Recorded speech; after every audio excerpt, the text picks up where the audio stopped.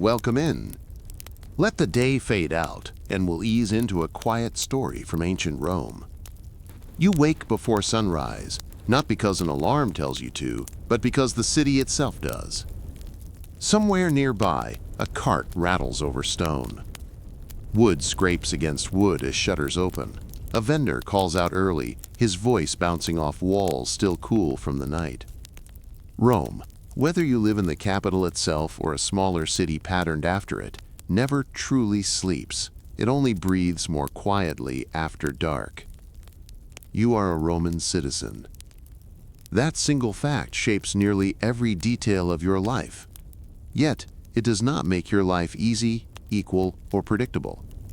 Citizenship gives you a name, a legal identity, and a place in the Roman order. What it does not give you is comfort, wealth, or safety. Those must be negotiated daily. The first thing you notice is space, or the lack of it. If you live in an insula, the apartment buildings that house most urban Romans, your room is small and shared. The ceiling is low. Light enters through a narrow opening, and the air smells faintly of smoke, food, and yesterday's refuse. If you are higher up, the stairs have already taken a toll on your knees and breath. If you are lower down, you pay more rent, but you sleep closer to the street and its noise. If you live in a domus, a private house owned by a wealthier family, your morning is quieter. The walls are thicker. The air smells of oil lamps just extinguished and water drawn from a basin. Somewhere inside the house, servants or enslaved people are already awake, moving softly as they prepare the household for the day. But even here, privacy is limited. Roman houses are not built for solitude. They are built for visibility, hierarchy, and flow. No matter where you sleep, your world is public by design. Roman life happens in shared spaces, streets, courtyards, baths, markets, temples. The idea of retreating fully into oneself is foreign. To live as a Roman citizen is to be seen, judged, ranked, and remembered. The meaning of citizen depends heavily on when and where you are born, but at its core, it means you belong to Rome in a legal sense. You have a recognized name. You can enter contracts. You can marry legally. You can pass property to your children. You can appeal to Roman courts. You can serve in the army and expect certain protections under the law. These rights are real, but they exist on a sliding scale. Wealth, family connections, gender, and reputation determine how strongly those rights are enforced. You are not alone in the city. Around you live freedmen, former slaves who have been released and granted limited citizenship. They are legally Roman but socially watched, often ambitious, sometimes resented. There are also non-citizens, migrants, traders, laborers, and entire communities who live under Roman rule without sharing its legal privileges. And beneath all of this is slavery, present in nearly every neighborhood, workshop, and household. Even if you do not own slaves, you live in a system that assumes their existence. Your day begins not with choice, but with obligation. If you are part of a patron's network, you may need to present yourself early in the morning. This ritual visit, the salutatio, is not optional if you want protection, favors, or future opportunities. You dress carefully, choosing clothing that signals respect without overstepping your status. Being underdressed is insulting. Being overdressed is dangerous. As you step outside, the street is already alive. Roman cities are dense and loud. The buildings lean toward one another. Laundry hangs overhead. Water splashes from a nearby fountain where people queue with jars. Animals, donkeys, dogs, pigs, move freely, sometimes more freely than people. The ground is uneven, patched with stone, mud, and whatever fell there yesterday. You learn early how to walk like a Roman. You keep your eyes moving. You avoid carts when you can. You step aside for those who outrank you, and expect others to step aside for you when appropriate. Status is not announced. It is inferred. A clean tunic, a confident stride, a retinue of followers. These are the signals people read instinctively. Time is felt differently here. There are hours, but they stretch and shrink with daylight. The morning is for business, obligations, and official matters. The afternoon slows. The evening belongs to food, conversation, and rest, if you are lucky. Night is dangerous, especially in larger cities. Fires spread easily. Crime is more common. Most people stay in once darkness fully settles. As a Roman citizen, you are constantly aware of Rome itself, not just the city, but the idea. Rome is law. Rome is memory. Rome is power made permanent through habit. Even in distant provinces, cities are built to feel Roman. Forums laid out in familiar ways. Temples facing the right directions. Baths modeled after those in the capital. Citizenship ties you to all of it, whether you want that weight or not. Education, if you received any, taught you how to speak, not how to think freely. Rhetoric matters more than originality. Memory matters more than curiosity. Knowing how to present yourself in public speech is more valuable than knowing facts. If you can persuade, flatter, or argue effectively, doors open. If you cannot, you rely on those who can. Your family name matters. Romans care deeply about ancestry, even when it is exaggerated or invented. To belong to a respected line is to inherit credibility. To lack one is to spend a lifetime compensating. Portrait masks of ancestors may line the walls of elite homes, reminding visitors that the living are merely the latest chapter in a long story.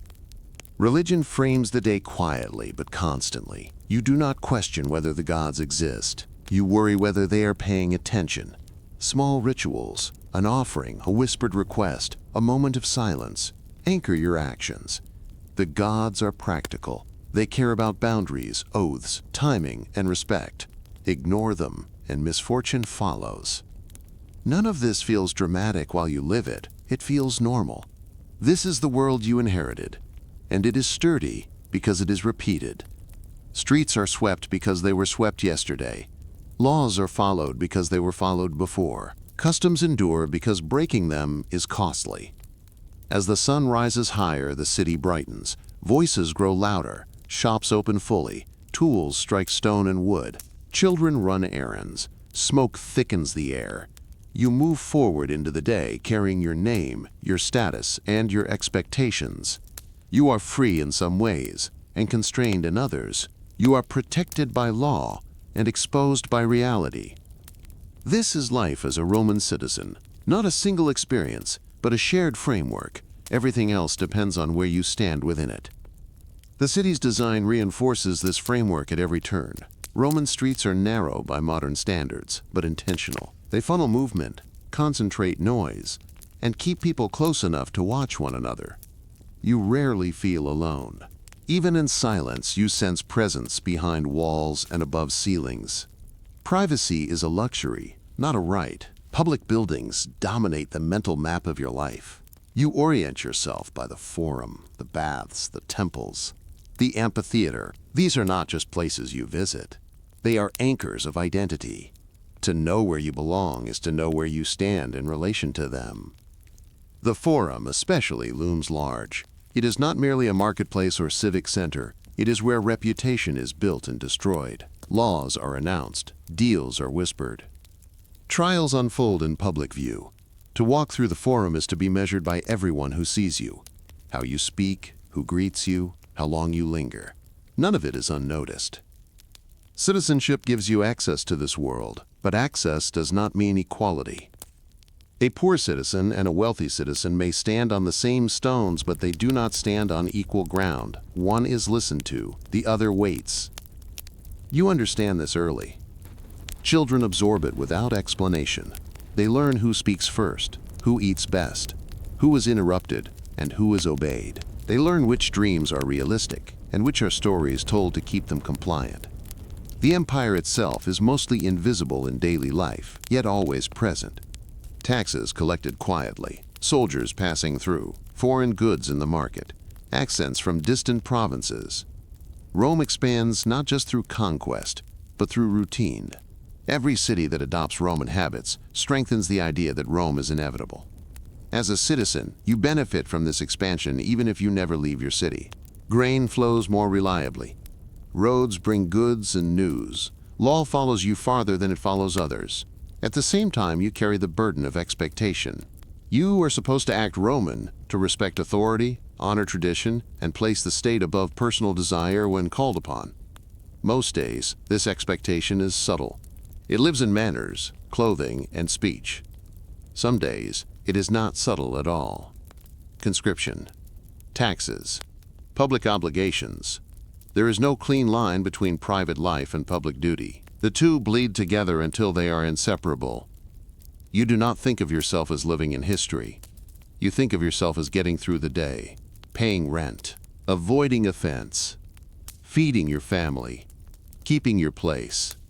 The grand narratives are for poets and politicians. Life is smaller, heavier, and more immediate. By mid-morning, the city is fully awake. Your role within it becomes clearer as the day unfolds. Whether you are heading to work, to a patron's house, to the forum, or to a workshop, you move with the quiet awareness that everything you do contributes to how you are seen. This is the foundation of Roman life. Before work, before food, before law, there is visibility. To be a Roman citizen is to live in a system that remembers you, even when you would prefer to be forgotten. The rest of your life unfolds from here. Home is not a refuge in the modern sense. It is a function of status, income, and proximity, shaped more by necessity than comfort. Where you live as a Roman citizen tells others who you are before you ever speak. Most citizens in a city live in an insula. These apartment buildings rise several stories high, packed tightly together, built quickly and cheaply by landlords more concerned with rent than safety. From the street, they look imposing. From inside, they feel fragile. Walls are thin. Floors creak. Fire is a constant fear. If you live on the upper levels, your rent is lower, but everything else is harder. You climb narrow staircases several times a day. Water must be carried up by hand from public fountains. Food, fuel, and anything heavy becomes a burden. In summer, heat rises and lingers. In winter, cold settles in and stays. Lower floors are more desirable. They are closer to shops and street access, sometimes even connected directly to a workshop or tavern. They cost more, but they are safer in a fire and easier on the body. The wealthiest tenants occupy the ground level or the first floor above it. The poorest live highest, closest to the roof and the sky. Your room is simple: a bed or mattress, often shared, a chest for clothing and tools, a lamp fueled by oil if you can afford it. Windows are small, sometimes covered with cloth or shutters rather than glass. Air moves poorly. Smells linger. Cooking indoors is risky. Many insulae forbid open flames. Instead, you rely on street food, bakeries, or shared cooking areas. Bread is cheap and constant. Warm meals are a luxury you often outsource to taverns and food stalls. Eating out is not indulgence, it is practicality. Noise never stops. Neighbors argue, children cry, animals scrape and grunt. Above you, footsteps and dropped objects echo through the ceiling. Below you, voices drift up from the street late into the night. Silence is rare and unsettling when it arrives. Water defines your routine. Few apartments have private access. You plan your day around fountains, timing your trips to avoid long lines. Spilled water on stairs is common. So are slips and injuries. You learn to carry jars carefully, balancing weight and speed. Waste disposal is communal and imperfect. Chamber pots are emptied into drains or pits, sometimes into the street itself, despite regulations. The smell is strongest in summer. You adapt because everyone does. If you are wealthier, your world looks very different. A domus is organized around space and symbolism. You enter through a narrow doorway into an atrium, where light falls from an opening in the roof. Rainwater collects below in a shallow basin. This space is designed to impress visitors and remind them of the household's status. Rooms branch off the atrium, each with a purpose. Bedrooms are small but private. Storage rooms hold valuables. The household shrine sits in a visible place, quietly asserting piety and continuity. Further inside, a peristyle garden offers greenery, water, and air. luxuries unavailable to most citizens. Even here, comfort is secondary to function. Furniture is minimal, seating is deliberate, spaces exist to be seen in, not relaxed in. The house reflects hierarchy. You know where you are allowed to stand, sit, and speak. Servants and enslaved people move through the house constantly. Their presence is expected and mostly unremarked upon. They sleep in corners, corridors, or separate quarters if the household is large enough. Their labor keeps the household running smoothly, but their lives are tightly controlled. Neighborhoods matter. A good address brings safety, connections, and prestige. A bad one brings suspicion. Romans are acutely aware of who lives near them. Proximity creates obligation and judgment. You borrow tools, share news, watch one another's children, and remember debts. Streets function as extensions of the home. Shopkeepers work with doors open. Artisans spill onto the pavement. Children play between carts. You greet people daily without knowing their names. Familiarity substitutes for privacy. Fires are the great equalizer. They start easily and spread fast.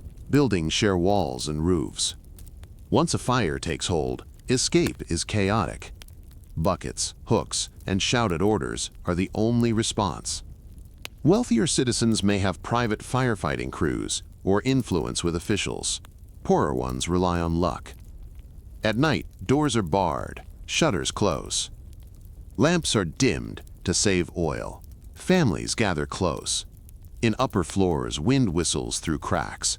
In lower ones, drunken voices pass by. You sleep lightly, alert to danger, accustomed to discomfort.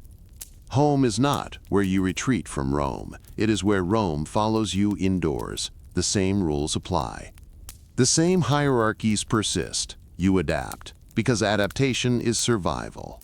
By morning, the cycle begins again. You step back into the street, carrying your household with you in habits, posture, and expectation. Where you live has already spoken on your behalf. Morning begins with preparation, because appearance is never neutral. In Rome, how you present yourself determines how you are treated long before you speak. Clothing, grooming, and posture function as social signals. Read instantly by everyone you pass. People decide what you are, reliable or suspect, respectable or desperate, before they learn your name. You dress simply, but not carelessly. Most citizens wear a tunic made of wool or linen, belted at the waist. The fabric's quality matters.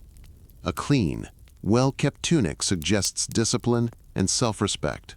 A stained or frayed one invites assumptions about your reliability and status. You may own only a few garments, but you maintain them carefully because clothing is expensive and judgment is free. Cleanliness is work. Washing means hauling water, scrubbing by hand, and drying cloth wherever you can, over a railing, on a line, across a rooftop, where wind does the drying and soot does the staining. In cities, you may use a fuller's shop to clean and brighten clothing. The smell of those places clings to the street, sharp and sour, and you understand why people pay for it anyway. Bright, even cloth reads as prosperity, even when it is borrowed. The toga exists more as an obligation than a pleasure. It is heavy, awkward, and impractical. You do not wear it every day unless your role demands it. When you do, it announces citizenship unmistakably.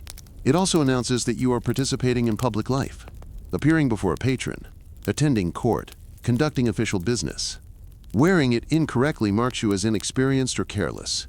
Wearing it too often marks you as pretentious. Putting it on is its own skill. The folds have to sit correctly. The drape must look intentional rather than desperate. If you must hold the toga in place all morning, you look unsure. If you manage it with ease, you look practiced. In Rome, practice is a form of power.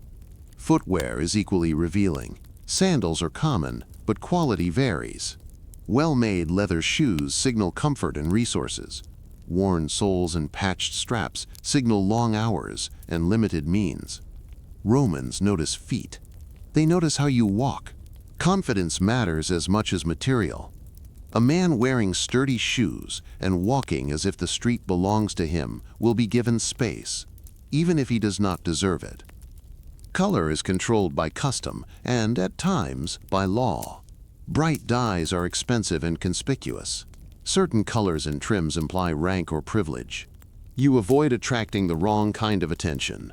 Excess stands out. So does neglect. The goal is balance, visible respectability without challenge. A too bright garment can look like arrogance. A too dull one can look like failure. Grooming follows the same logic. You wash when you can, often at public baths, using water, oils, and scraping tools rather than soap. Hair is trimmed regularly. Beards come in and out of fashion, often reflecting political trends set by prominent men. A clean shave or a neatly kept beard signals self-control. An untrimmed beard can read as grief, philosophy, or disorder, depending on who is judging you. Barbershops serve as social hubs. You visit them not only to be groomed, but to hear news, exchange gossip, and observe opinion forming in real time. Barbers know everyone's business. They remember faces. They remember stories. A careless barber can nick you, and a small cut in a crowded city can turn serious. Even so, you sit still, because appearance is worth the risk. Perfumes and oils mask odors and communicate refinement. Strong scents are avoided in serious settings. Subtlety suggests good taste. Excess suggests insecurity. People notice what clings to you when you pass. Smoke, sweat, cheap wine, strong oil, or something cleaner and more expensive. Scent becomes a quiet signal of where you spend your time. Women's grooming follows similar rules, but with heavier scrutiny. Cosmetics are used carefully. Too little suggests neglect. Too much suggests moral weakness. Judgment is constant and unforgiving. Hair is arranged with pins, bands, and careful braids, often matching current fashions. A respectable appearance is treated as a public duty, not a private choice. Jewelry is minimal for most citizens. Rings are practical, often used as seals. Necklaces and bracelets appear more often on women and children. Display is measured. Every item you wear tells a story others will complete for you. A ring can suggest authority. A chain can suggest wealth. An amulet can suggest fear, piety, or both. Children's appearance carries its own signals. They are corrected constantly, tunics adjusted, hair smoothed, dirt wiped away. Public life allows little tolerance for disorder. A child's presentation reflects on the household, and households guard their reputations carefully. Posture matters. Romans are taught to stand and move deliberately. Slouching implies laziness. Rushing implies desperation. Controlled movement suggests dignity. You learn these habits early, watching how respected figures carry themselves. Even when you are anxious, you aim for calm, because calm reads as strength. Age affects expectations. Young men are watched for discipline and potential. Older men are expected to project restraint and authority. Deviating from these expectations invites comment, sometimes ridicule. Gray hair can grant respect, but it can also invite people to test whether you still have influence. Health is judged visually. A strong body suggests moral strength. Illness invites suspicion. Disability complicates status. Romans value resilience and self-sufficiency. Visible weakness is pitied, sometimes feared, sometimes exploited. You learn to conceal pain when you can, and to endure in public even when the body wants rest. Before stepping fully into the day, you check yourself. Not in a mirror, those are rare, but in reflection, memory, and habit. You know how you should look. You know what is expected. You make small adjustments that may shape the rest of your day. Smoothing a fold, tightening a belt, wiping dust from a shoe, setting your shoulders back. Once outside, the city responds immediately. Greetings change. Eye contact shifts. Space opens or closes around you. You are sorted silently into categories. No announcement is needed. A shopkeeper decides whether to greet you warmly. A stranger decides whether to yield the narrow path. A clerk decides whether to listen or to make you wait. This constant evaluation is exhausting, but it is also stabilizing. Everyone knows the rules. Everyone enforces them. To look Roman is to act Roman. To act Roman is to be accepted or at least tolerated. By mid-morning, appearance has already done its work. Opportunities have opened or closed. Respect has been granted or withheld. The rest of the day unfolds within boundaries set by how you chose to present yourself at dawn. Work is not a separate part of life. It is the spine that holds everything else upright. As a Roman citizen, how you earn money or how you attach yourself to someone who does determines where you live, how you eat, who returns your greeting in the forum, and how secure you feel tomorrow. Most citizens work. Leisure is a privilege reserved for a narrow slice of society, and even they remain busy with obligations that resemble work in all but name. Idleness is suspect. To appear useless is to invite contempt. A man who does nothing is assumed to be either dangerously powerful or quietly failing. Most people cannot afford to be mistaken for either. If you are a laborer, your day begins early. Construction crews gather before the heat becomes unbearable. You can tell where the work is happening by sound.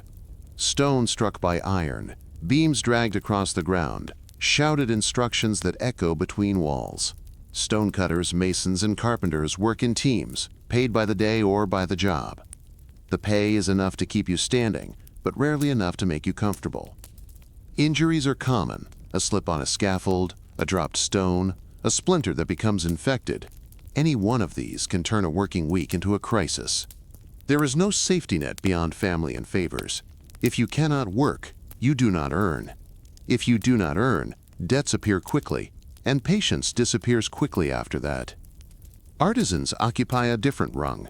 Bakers, potters, metal workers, tanners, and cloth workers operate out of small shops that open directly onto the street.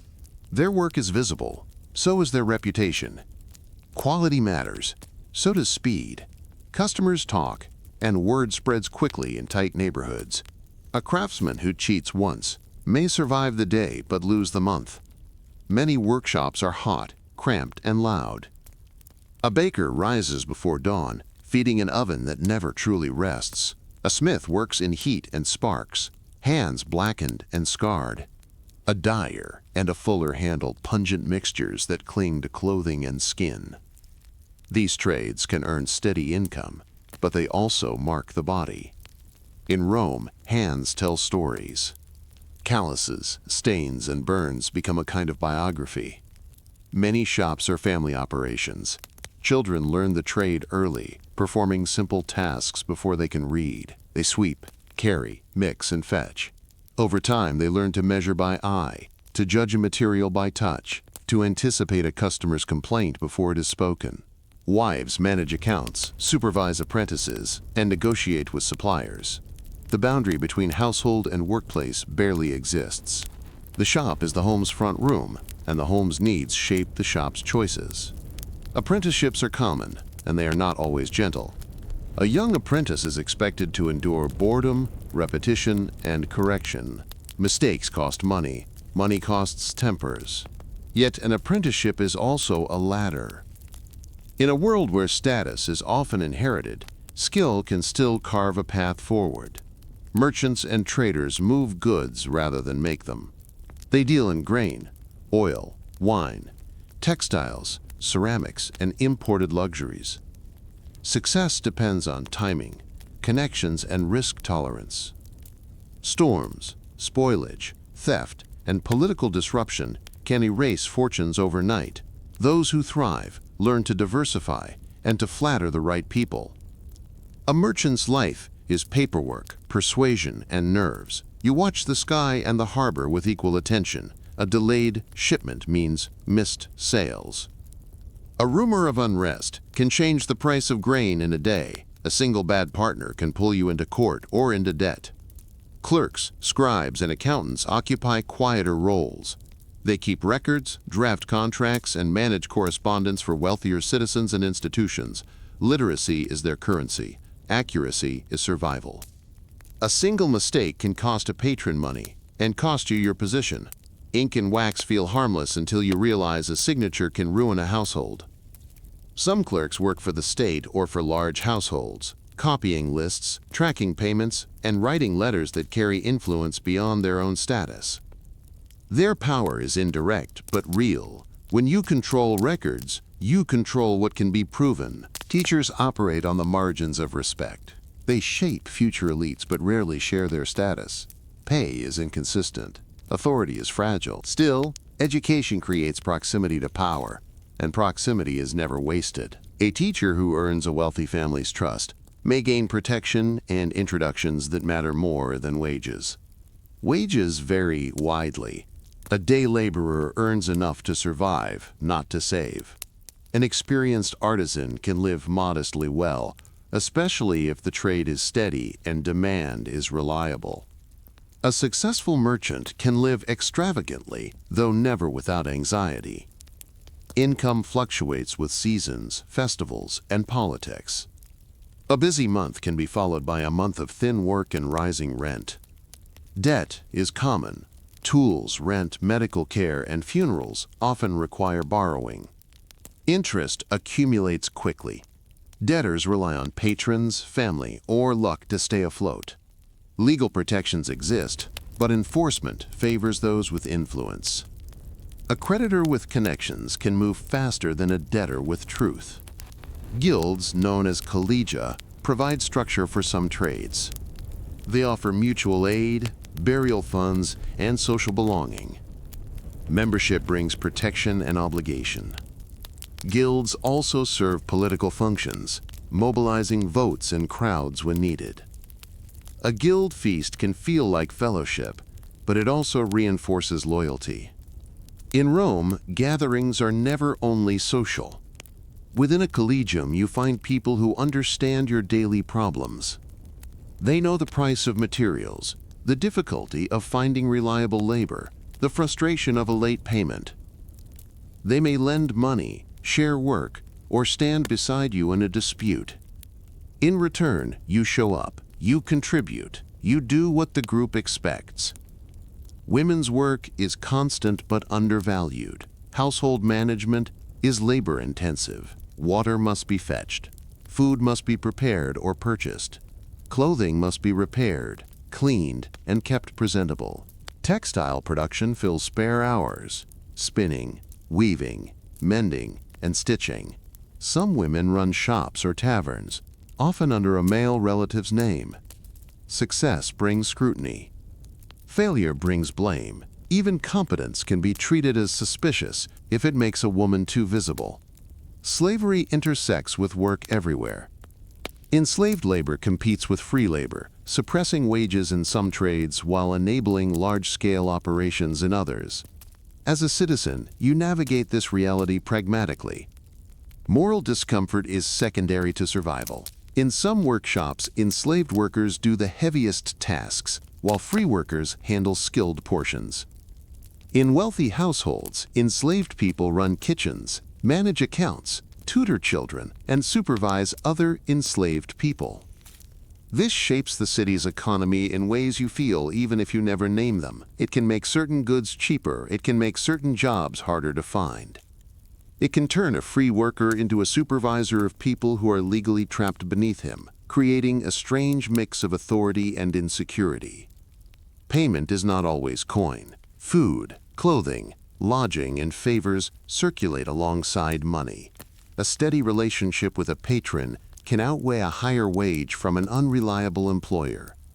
Sometimes the most valuable pay is protection, a promise that a powerful person will speak for you if trouble arrives. Workdays are long, breaks are brief. The body adapts. Hands toughen, backs ache. You learn to pace yourself, saving energy for what matters most. In summer, you fight heat and thirst. In winter, you fight cold fingers and slow tools. In every season, you fight fatigue. At the end of the day, work does not disappear. It lingers in sore muscles, unfinished tasks, and tomorrow's obligations. Your identity is tied to what you do and how well you do it. Reputation follows you home. A sloppy craftsman is mocked. A reliable one is remembered. A dishonest one is avoided. To be a Roman citizen is not to be free from labor. It is to labor within a system that remembers effort, records failure, and rewards persistence unevenly. Some citizens climb. Others remain where they began. Most simply endure, building a life one workday at a time. Your survival depends less on what you know than on who knows you. This is the unspoken rule of Roman life, and it is enforced daily through the system of patronage. As a Roman citizen, you are rarely independent in the modern sense. You are connected, attached, obligated, and watched. Patronage shapes the city every morning. Before most business begins, clients gather at the homes of patrons. This ritual visit is not casual. It is structured, hierarchical, and deeply symbolic. You arrive early, dressed properly, waiting with others who share your dependence. If you are a client, you greet your patron respectfully. You do not linger unless invited. You do not speak unless spoken to. The exchange may be brief, a greeting, a request, a promise of support, but its importance is enormous. In return for loyalty, public backing, and services rendered, you receive protection, introductions, and sometimes money or food. The relationship is unequal by design. A patron's generosity reinforces status. A client's gratitude reinforces obligation. Both sides understand the terms, even if neither speaks them aloud. Patrons vary widely. Some are senators or equestrians with political ambitions.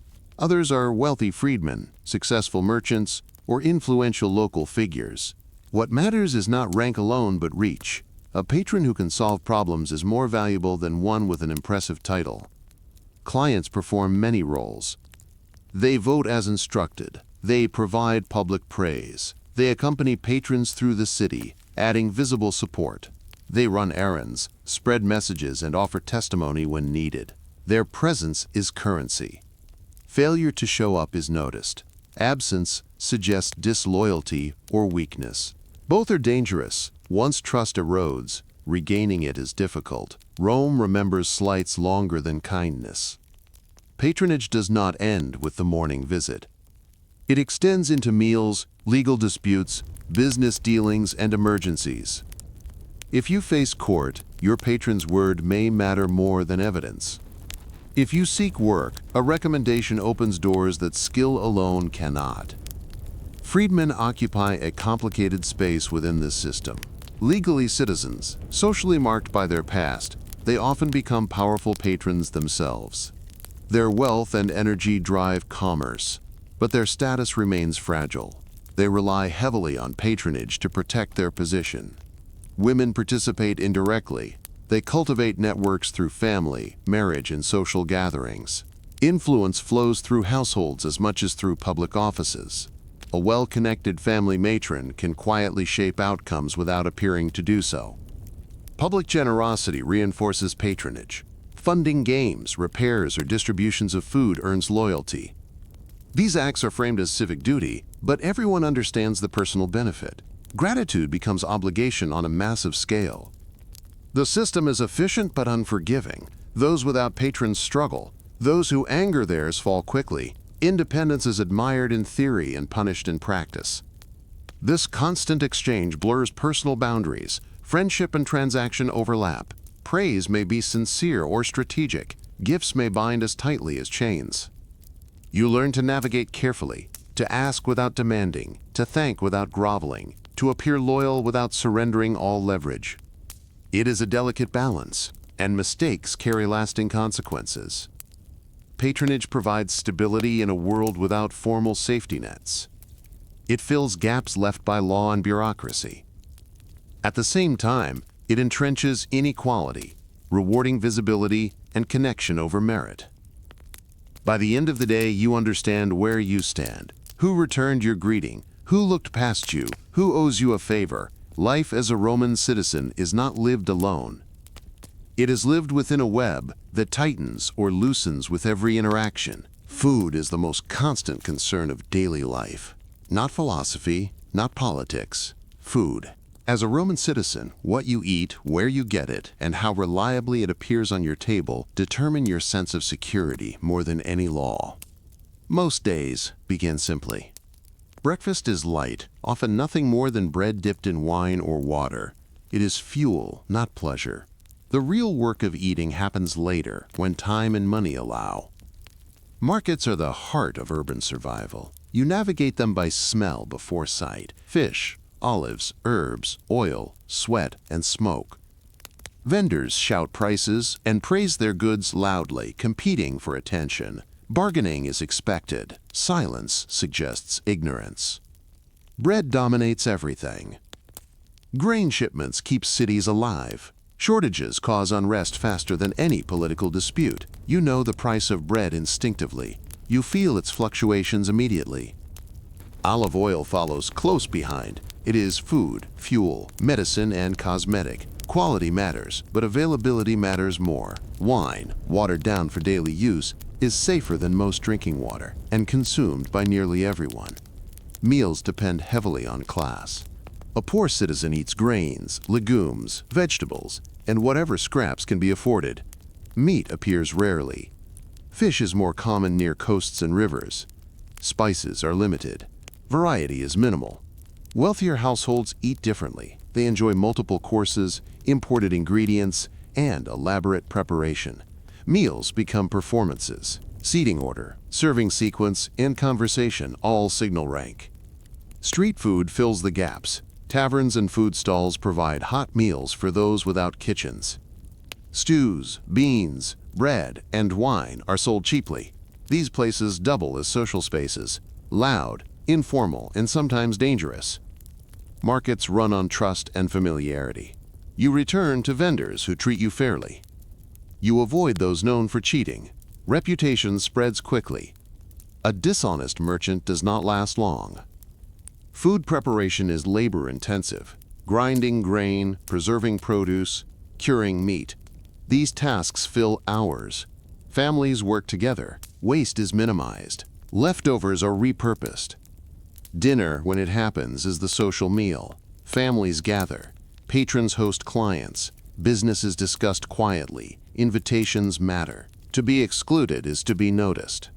Hunger is never far away. A missed shipment, a bad harvest, or rising prices push families to the edge. Riots over grain are common and feared. Authorities understand this well. Keeping people fed keeps them calm. Food is not just nourishment. It is stability. It is status. It is peace. When you sleep at night, you think about tomorrow's meals more than tomorrow's laws. This is the rhythm of Roman life. The city itself is your shared living room. As a Roman citizen, you do not retreat from public life to recover from the day. You enter deeper into it. Streets, baths, fountains, and latrines are where bodies move, voices mix, and social boundaries are tested. The baths anchor daily routine. They are not a luxury reserved for the wealthy. They are a necessity, and they are crowded. By afternoon, bath complexes fill with citizens of every class, along with freedmen and slaves accompanying their households. Status matters here, but it does not disappear. You enter with a small fee if required, undress in a shared room, and hand your belongings to a slave or attendant if you have one. Theft happens. You learn to watch carefully or accept loss as part of the experience. Bathing follows a sequence. Warm rooms loosen the body. Hot rooms induce sweat. Oils are rubbed onto skin and scraped away with curved tools, carrying dirt with them. Cold water closes the pores. Cleanliness is achieved through ritual and repetition, not comfort. Conversation flows freely. Business deals are discussed. Politics are argued. Rumors spread quickly. The baths are one of the few places where different classes interact regularly, though not equally. Who you sit beside matters. Who avoids you matters more. Hygiene outside the baths is communal as well. Public latrines line streets and forums. They are functional, not private. You sit beside strangers, sharing space without comment. Water flows beneath the seats, carrying waste away imperfectly. Fountains serve as meeting points. They provide water and news simultaneously. People linger, listening as much as filling jars. Information moves faster than officials intend. Streets are narrow and busy. Carts move only at certain hours to avoid congestion. During the day, pedestrians dominate. You weave through vendors, animals, and children. Awareness is constant. Injury comes easily to the distracted. Noise defines the city. Hammering, shouting, singing, and argument overlap. Silence feels unnatural. Night brings a different soundscape. Drunken laughter, footsteps, distant cries. Safety decreases with light. Law enforcement is minimal by modern standards. Order is maintained through custom, reputation, and retaliation. You avoid trouble because consequences are unpredictable, not because patrols are frequent. Public life exposes bodies to judgment. Dirt, scars, strength, and age are visible. The city does not hide weakness, it absorbs it. Despite discomfort, communal life creates belonging. You are known, you are recognized. Even anonymity carries meaning. To live in Rome is to live among others at all times. Solitude exists only briefly, borrowed between obligations. Religion is not separate from daily life. It does not wait for temples or festivals. It is present in the smallest decisions, shaping how you move through the day and how you explain what happens to you. As a Roman citizen, you live with the assumption that unseen forces are watching, judging, and responding. You begin most days with small acts of acknowledgement. A pinch of grain, a drop of wine, a brief word spoken aloud or under your breath. These gestures are not dramatic. They are habitual. Neglecting them feels reckless, like leaving a door unlocked. Every household maintains its own sacred space. It may be nothing more than a niche on the wall, holding small figures darkened by smoke. These gods are familiar. They guard thresholds, food stores, and family continuity. You do not ask them for greatness, you ask them for normalcy. Public religion is louder and more visible. Temples dominate important spaces, their steps worn smooth by generations of feet. You attend sacrifices not out of private devotion alone, but because presence matters. To be seen honoring the gods is to affirm your place in the community. Festivals interrupt the calendar regularly. Work slows or stops. Streets fill with processions, music, and crowds. Vendors profit, performers appear. The city feels lighter, louder, and less controlled. These days remind everyone that routine exists by permission, not certainty. Sacrifice is central. Animals are offered, prayers recited, signs observed. The act is both religious and civic. The gods are fed. The people are reassured. Portions of meat are distributed, turning ritual into shared meal. You watch for signs constantly, an unusual bird call, a stumble at the doorway, a dream that lingers after waking. These things are noted, discussed, and interpreted. Some people specialize in this work, but everyone participates at a basic level. Oaths are sacred. Swearing falsely risks divine punishment more than legal consequence. Contracts, marriages, and political promises invoke the gods as witnesses. Breaking faith invites more than social backlash, it invites misfortune. Religion also explains failure. Illness, loss, and disaster are rarely random. They suggest imbalance, neglect, or offense. This belief does not comfort everyone, but it provides structure. There is always a reason, even if it is unclear. Foreign gods enter the city through trade and conquest. Some are absorbed easily, others cause anxiety. Rome is flexible in belief but cautious in practice. New cults are tolerated until they threaten order. You do not separate belief from habit. Religion is not about internal conviction, it is about correct action. You perform the rituals properly. That is what matters. In this way, the gods remain close, not distant ideals, but neighbors, capricious, demanding, and woven into every ordinary day. Law shapes your life, even when you never step inside a court. As a Roman citizen, you live under a legal identity that follows you in public and private, granting protections on paper that reality enforces unevenly. Citizenship gives you a recognized name and standing. You can marry legally, you can own property, you can enter contracts and expect them to be honored if the other party has something to lose. These rights distinguish you sharply from non-citizens, but they do not place you above the reach of power. Family law governs much of daily life. Marriage establishes alliances, inheritance lines, and legitimacy. Fathers wield significant authority within households. Property passes according to strict rules, but influence often reshapes outcomes long before documents are read. Disputes are common. Boundaries are unclear. Debts accumulate. When conflicts arise, courts offer resolution, but they are slow, public, and political. Winning depends as much on reputation and backing as on evidence. Advocates speak on your behalf. Skill in rhetoric outweighs truth. A well-phrased argument, delivered confidently, can tip outcomes decisively. Silence or hesitation costs dearly. Punishment varies by status. Fines, exile, and public humiliation are common for citizens.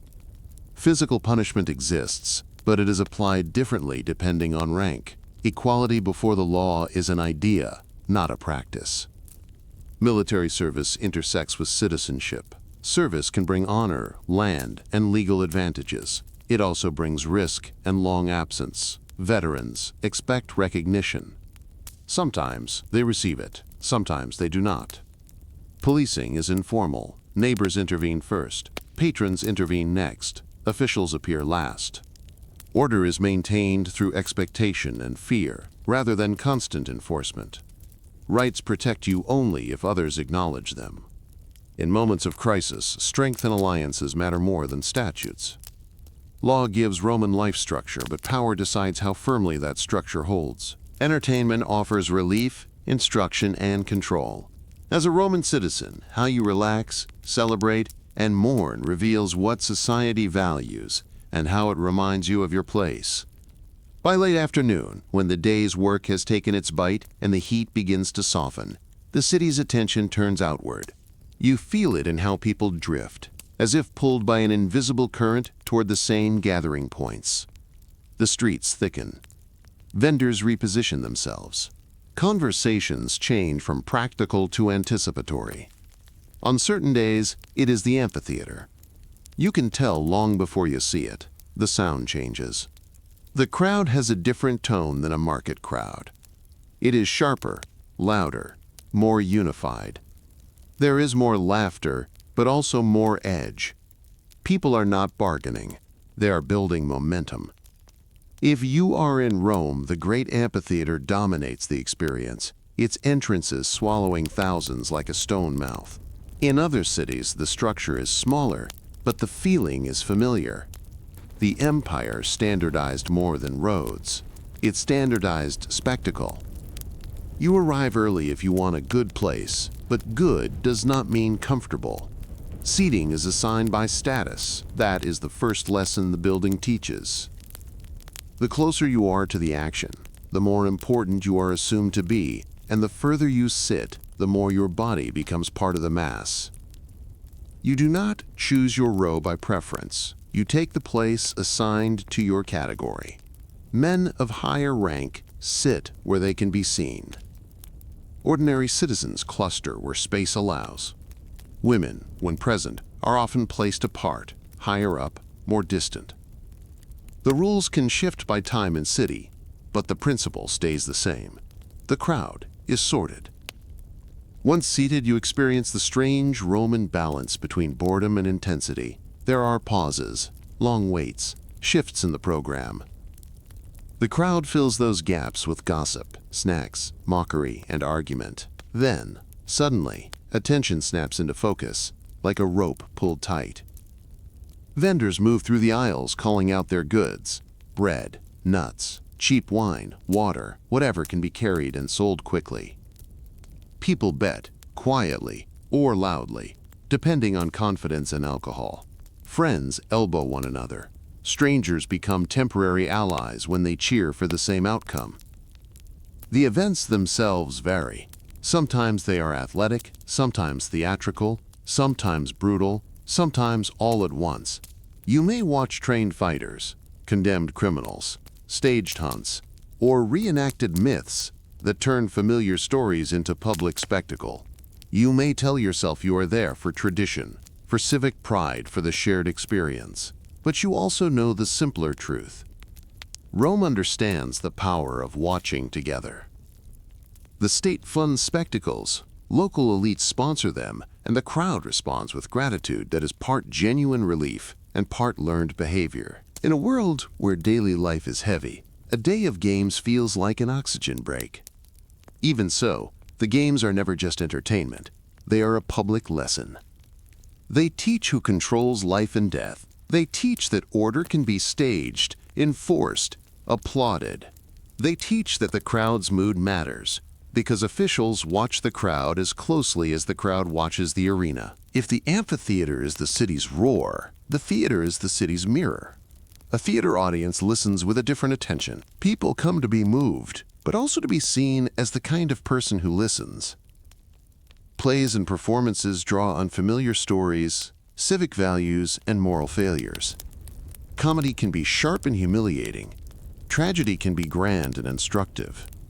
The audience reacts not only to the acting, but to what the acting implies. Applause is social proof. So is silence. Poetry readings and recitations belong to smaller rooms and more selective crowds. They are not always calm. Rivalries simmer. Patrons notice who praises, who criticizes, who pretends to understand everything. A single evening of clever words can open a door. A single careless joke can close it. Then there is the circus. Chariot racing draws a loyalty that surprises outsiders and feels normal to everyone who grew up with it. You do not simply attend races. You belong to them. In Rome, the Circus Maximus can hold a crowd so large it feels like a city inside the city. In other places, the circus is smaller, but the fever is the same. The factions, identified by colors, turn sport into identity. Red, white, blue, green. You see those colors everywhere on race days. Scarves, tunics, ribbons. Painted signs. Cheap tokens. People argue about drivers the way they argue about politics, except with less caution. The factions have their own internal organization, their own patrons, their own money. Drivers may come from humble backgrounds, but their fame can be enormous. The race itself is a drumbeat. The chariots surge forward, wheels skimming the edge of disaster. Turns are tight, crashes are expected. The crowd rises as one, like a single animal. People scream themselves hoarse. They curse, they pray, they point, they laugh when a rival faction's driver loses control. They swear it was sabotage and not bad luck. After the race, the city hums with argument. Blue supporters and green supporters clash in words that sometimes turn into fists. Red and white exist too, but in many places the loudest rivalry settles into blue versus green, a constant tension that can flare unexpectedly. You might return home exhilarated, exhausted, and vaguely embarrassed by how much you cared. And then, as the light fades, life returns to its deeper center. Family. Roman family life is practical before it is romantic. Marriage, for many, is a strategy, a way to connect households, secure property lines, produce heirs, and stabilize reputation. Love may grow later, or it may never arrive in the form poets describe. What matters publicly is legitimacy and order. If you are a man under a household's authority, you navigate family hierarchy constantly. Older relatives expect deference. Younger relatives expect guidance. The household's name is something you carry like a public garment. If you are a woman, your behavior is read as a reflection of the household's stability. Your reputation is treated as communal property. The scrutiny can be relentless, yet influence still flows through you. You manage relationships, steer decisions, and shape networks that men may never fully understand. Children are raised with expectation and discipline. From the beginning, they learn that the world is watching. A child's posture, manners, and speech are corrected constantly, not out of tenderness, but out of the belief that a household's future depends on how its children behave in public. Education, when available, is less about wonder and more about performance. A child learns letters, then grammar, then rhetoric if the family can afford it, and if the child is destined for public life. Memorization is prized. Speaking confidently is prized even more. A young person who can deliver a speech cleanly has a weapon that lasts longer than muscle. But most citizens do not receive full formal schooling. Many learn enough to count, keep simple accounts, and navigate daily transactions. Skill, trade knowledge, and family teaching matter more than books. As you age, the city's expectations shift.